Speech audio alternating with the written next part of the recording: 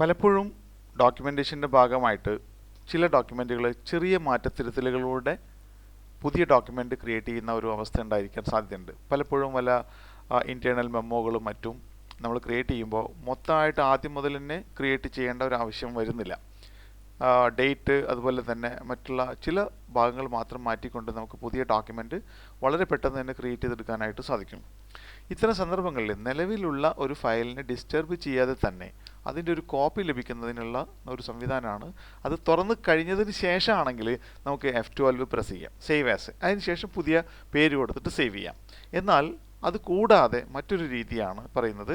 ഇതിനായിട്ട് ഫയൽ മെനുവിൽ ഫയൽ ടാബിൽ പോവാം. അതിനുശേഷം റെസെൻറ്റിൽ കണ്ടു കഴിഞ്ഞാൽ നമ്മൾക്കിവിടെ ആ ഫയൽ കാണാനായിട്ട് സാധിക്കും. റൈറ്റ് ക്ലിക്ക് ചെയ്ത് കഴിഞ്ഞാൽ ഓപ്പൺ എ കോപ്പി എന്ന് കാണാം. ഇങ്ങനെ ഇതിൽ ക്ലിക്ക് ചെയ്ത് കഴിഞ്ഞാൽ നമ്മൾ തുറന്നിരിക്കുന്ന ഫയലിൻ്റെ ഒരു കോപ്പി നമുക്ക് ഇവിടെ ലഭിക്കുകയാണ്.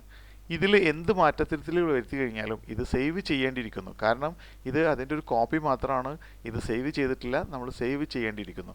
ഇത്തരം സന്ദർഭങ്ങളിൽ സേവ് ചെയ്യുമ്പോൾ നമുക്ക് ഈ ഫയലിന് ഒരു പുതിയ പേര് കൊടുക്കാനും സാധിക്കുന്നതാണ്.